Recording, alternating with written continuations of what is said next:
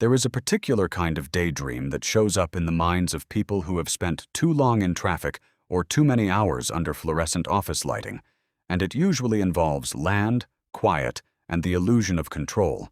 And for a certain kind of person, that daydream takes the specific shape of a ranch: rolling acres, a few horses, maybe cattle, a porch facing a sunset that nobody else owns a piece of.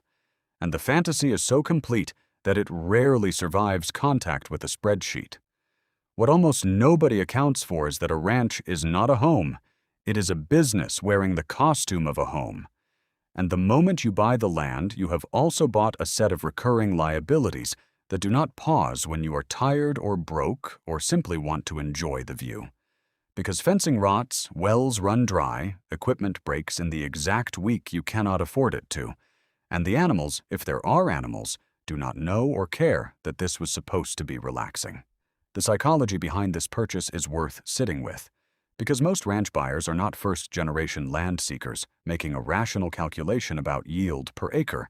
They are usually people who have already succeeded somewhere else, in tech or law or medicine or finance, and who are trying to purchase a version of identity rather than a version of income.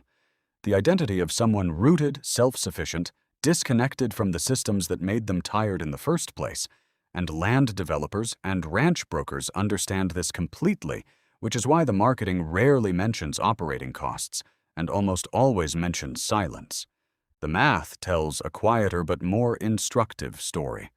A modest working ranch of a few hundred acres in the American West might carry a purchase price anywhere from $1 to several million, depending on region and water rights, and water rights alone can add or subtract a third of the property's value, because in most of the ranching West, water is the actual asset, and the land is simply where the water happens to be. Beyond the purchase price, annual carrying costs, property tax, insurance, fencing maintenance, equipment depreciation, veterinary care, feed during drought years, and hired labor if the owner is not doing the physical work themselves, routinely run into the tens of thousands of dollars a year, often before a single head of cattle turns a profit. And cattle themselves are a commodity business with thin, cyclical margins that even full-time professional ranchers describe as unforgiving. This is where the systemic zoom-out matters, because ranching in most of the developed world is not actually a wealth-generating activity for the people who buy in from outside the industry. It is closer to a wealth-preserving hobby subsidized by success elsewhere. And the ranchers who do make the economics work are almost always multi-generational operations that inherited land free of purchase debt, inherited water rights that would be nearly impossible to acquire today, and inherited decades of operational knowledge about weather patterns, soil, and livestock that cannot be purchased at any price. The outsider buying in is essentially competing against people who started the game with no mortgage and 40 years of institutional memory.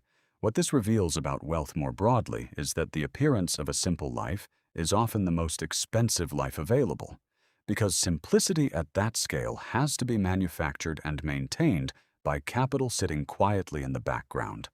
Capital that is not the ranch itself but the diversified income, often entirely unrelated to ranching, that keeps the ranch from becoming a financial wound.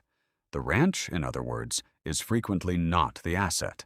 It is the expense that the real asset, somewhere else, is paying for.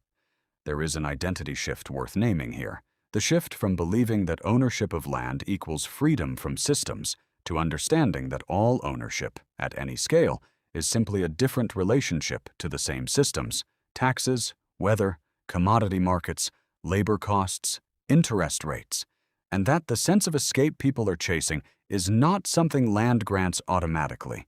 It has to be built underneath the land through financial structure long before the fences go up. None of this means the dream is foolish. It means the dream, like most durable dreams, has a cost structure attached to it that rarely makes it into the photographs. And understanding that cost structure is not the end of the fantasy, it is simply what turns the fantasy into something that can survive its first hard winter.